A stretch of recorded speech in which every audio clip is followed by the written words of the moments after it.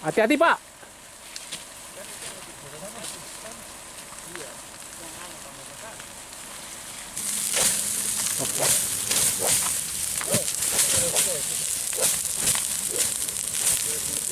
Kakak belakang kakak sedikit ya. Terus.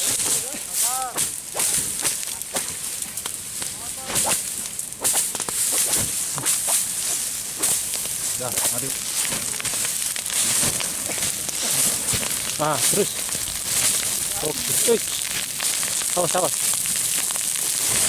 Bahwa lahan ini memang lahan kering yang berkemungkinan bisa ada beberapa faktor yang bisa menyebabkan kebakaran di areal ini. Apakah ada unsur kesengajaan atau tidak? Himbau kepada masyarakat Kabupaten Seram bagian Barat bahwa banyak lahan kering yang kita jumpai di pinggir-pinggir jalan agar berhati-hati jika memang membuang puntung rokok ataupun lain sebagainya yang bisa mengakibatkan kebakaran lahan. Itu yang kami dapatkan himbau.